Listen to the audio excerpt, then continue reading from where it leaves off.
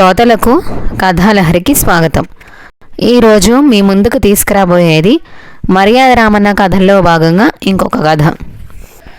ఒకరోజు ఇద్దరు బాటసార్లు తమ ప్రయాణాన్ని కొనసాగిస్తూ చీకటి పడడం వల్ల ప్రయాణాన్ని ఆపి ఒక చిన్న సత్రం దగ్గర ఆగి అక్కడ భోజనాలు చేసి అక్కడే నిద్రకు ఉపక్రమించారు. వాళ్ళిద్దరూ స్నేహితులు కాదు, ఇద్దరు వేరువేరు గ్రామాలకు చెందినవారు.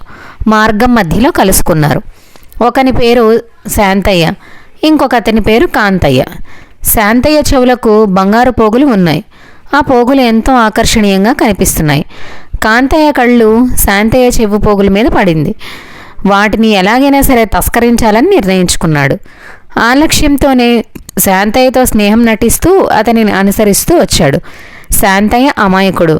ఇద్దరి మధ్య సంభాషణలో కాంతయ్య అడిగిన ప్రశ్నలన్నిటికీ ఎంతో సహనంగా సమాధానాలు చెప్పాడు. కాంతయ్య మాత్రం పోగుల గురించి ఆలోచిస్తూ ఉన్నాడు. ఆ తర్వాత శాంతయ్య నిద్రలోకి జారుకున్నాడు. కాంతయ్య నిద్ర నటిస్తున్నాడు. బంగారు పోగులు అతని కళ్ళల్లో మెదులుతూ ఉండటం వల్ల నిద్రపోలేకపోయాడు. అదే సందర్భంలో కాంతయ్యకు ఒక మెరుపులాంటి ఉపాయం తట్టింది. దానిని అమలుపరిచే సమయం కోసం నిరీక్షిస్తున్నాడు. అర్ధరాత్రి తర్వాత అందరూ గాఢ నిద్రలో ఉండగా కొంతమంది గురకలు పెడుతున్నారు. కాంతయ్య కూడా అప్పటికి మగత నిద్రలోకి జారుకుని మళ్ళీ మేల్కొన్నాడు. ఆ తర్వాత మెల్లిగా శాంతయ్య దగ్గరికి వెళ్ళి ఒక చెవిపోగు తస్కరించాడు. రెండవ పోగు కూడా తీయడానికి ప్రయత్నించాడు. శాంతయ్య అవతల వైపుకు తిరగలేదు. పోగు తీయడం సాధ్యపడలేదు. కాంతయ్య కొంతసేపు అక్కడే ఉండి శాంతయ్య యువతలకు తిరుగుతాడేమోనని చూశాడు. శాంతయ్య ఎంతసేపటికి కదలలేదు.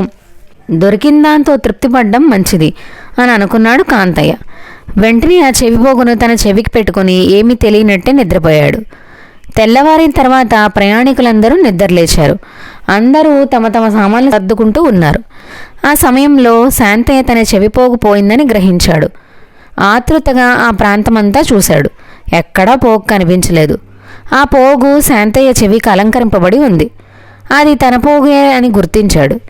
నా చెవిపోగు నీ దగ్గరికి ఎలా వచ్చింది? బహుశా నేను నిద్రలో ఉన్నప్పుడు నువ్వు దాన్ని దొంగలించుంటావు. నా పోగు నాకివ్వు అని కాంతయ్య అడిగాడు శాంతయ్యని. నోర్ముయ్, హద్దు మీరి మాట్లాడుకో. అసలు నేనే నిన్ను అడుగుదాం అనుకుంటున్నాను. అసలు నీ చెవికి ఉన్న పోగు ఎక్కడిది? అది అచ్చం నా చెవి పోగులాగే ఉంది. అది కనిపించకపోవడం వల్లే నేను వెతుకులాడుతూ ఉన్నాను. నా చెవిపోగు దొంగలించింది చాలక నిన్నే దొంగగా జమ కడుతున్నావా? మర్యాదగా నా చెవిపోగు నాకు తిరిగిచ్చేయి అని గర్జించాడు కాంతయ్య. ఆ విధంగా ఇద్దరి మధ్య కొంతసేపు వివాదం నడిచింది. శాంతయ్య కాంతయ్యల మధ్య జరుగుతున్న గొడవ చూసి కొంతసేపటికే అక్కడ జనం పోగయ్యారు. అయితే ఇద్దరికి చెవిపోగులు ఉండటం వల్ల ఎవరి వాదన సరైందో తెలియకపోవటం వల్ల ఎవరు నోరు మెతపలేదు. కేవలం చూస్తూ ఉండిపోయారు. పైగా రెండు చెవి పోగులు ఒకే రకంగా ఉండటం వాళ్ళ మౌనానికి ఇంకొక కారణం. సాక్షులు ఎవరూ లేరు. అందువల్ల అసలు దొంగ ఎవరో అర్థం కావటం లేదు. కూడిన జనంలో ఒకడు రాజుగారికి ఫిర్యాదు చేయడం మంచిదని సూచించాడు. సమస్య రామన్న దగ్గరకు వచ్చింది. రామన్న కాంతయ్య శాంతయ్య చెప్పిన వివరాలు అన్నీ ప్రశాంతంగా విన్నాడు.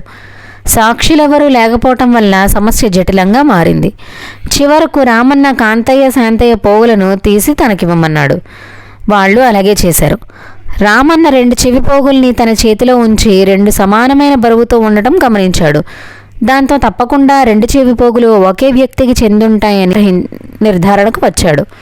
వెంటనే పోగులు వాళ్ళిద్దరికీ ఇచ్చి అంతకుముందు ధరించినట్టుగానే ధరించమని రామయ్య శాంతయ్య కాంతయ్యలకు చెప్పాడు. వాళ్ళ పోగుల్ని ధరిస్తూ ఉండగా రామన్న వాళ్ళని సున్నితంగా పరిశీలించాడు. ఆ తర్వాత గత రాత్రి మీరు ఎక్కడ పడుకున్నారు అని కాంతయ్యని శాంతయ్యని అడిగాడు. మేము ఒక సత్రంలో నిద్రించాం. ఇద్దరూ ఒకేసారి చెప్పారు. మీరు ఎటువైపు తిరిగి పడుకున్నారు అని మళ్ళీ రామయ్య వాళ్ళిద్దరినీ అడిగాడు. రామన్న అడిగిన ప్రశ్న వెనక ఆంతర్యం వాళ్ళిద్దరికీ అర్థం కాలేదు. అందువల్ల వాళ్ళు ఎటు తిరిగి పడుకుంది స్పష్టంగానే చెప్పారు. వాళ్ళు చెప్పిన సమాధానాన్ని బట్టి వారిద్దరిలో ఒకరు రెండవ వ్యక్తి చెవిపోగు దొంగలించారనే విషయం అతనికి నిర్ధారణమైంది. ఆ తర్వాత కాంతయ్య వైపు తిరిగి శాంతయ్య నీ చెవిపోగు దొంగలించాడన్నావు కదా, ఏ చెవిపోగో చెప్పగలవా అని అడిగాడు రామన్న. రామన్న ప్రశ్నకు కంగుతిన్న కాంతయ్య ఎడమ చెవిపోగు అని బదులిచ్చాడు. వెంటనే రామన్న, మూర్ఖుడా, నీ ఎడమ చేయి నీ తల కిందుంది. అటువంటప్పుడు నీ ఎడమ చెవి పోగు దొంగలించడం ఎలా సాధ్యం? నీకు తెలియకుండా అతను పోగు తీయడం ఎలా వీలవుతుంది అని రామన్న కాంతయ్యను గద్దించాడు. కాంతయ్యకు నోటి వెంట మాట రాలేదు. అప్పుడు రామన్న, నువ్వొక మోసగాడివి, ఇంకా అబద్ధం చెప్పకు. నువ్వు చెవిపోగు దొంగలించి పారిపోవాలని ప్రయత్నించావు. నువ్వే నేరస్తుడివి. నిజాయితీగా నీ తప్పు ఒప్పుకొని శాంతయ్యకు పోగిచ్చి క్షమాపణ అడుగు. ఇక నువ్వు తప్పించుకోవడం అసాధ్యం. నేను నిన్ను జైల్లో పెట్టిస్తా అని కేకలు వేశాడు రామన్న. కాంతయ్య గందరగోళపడిపోయి తన తప్పు ఒప్పుకొని క్షమించమని ప్రార్థించాడు. తన పోగు తనకు తిరిగి దక్కడమే కాకుండా తాను దొంగను కాదని రుజువైనందుకు శాంతయ్య అమితంగా ఆనందించాడు. రామన్నకు కృతజ్ఞతలు చెప్పుకున్నాడు. ఆ తర్వాత రామన్న తన తీర్పును చదివాడు. కాంతయ్య శాంతయ్య చెవి పోగు దొంగలించాడు. అతను కావాలనే ఆ పని చేశాడు. అయితే చివరకు తన తప్పును అంగీకరించాడు. ఆ విషయాన్ని దృష్టిలో ఉంచుకొని కాంతయ్యకు 6 నెలల సాధారణ జైలు శిక్ష వేస్తున్నానని ప్రకటించాడు రామన్న. రామన్న తీర్పు విని రాజు కూడా ఆనందించాడు. రామన్నకు బంగారు కానుకలు ఇచ్చి అతన్ని అభినందించాడు రాజు. ఈ రోజుకి ఈ కథతో ముగిద్దామండి. తిరిగి ఇంకొక కథతో కలుద్దాం.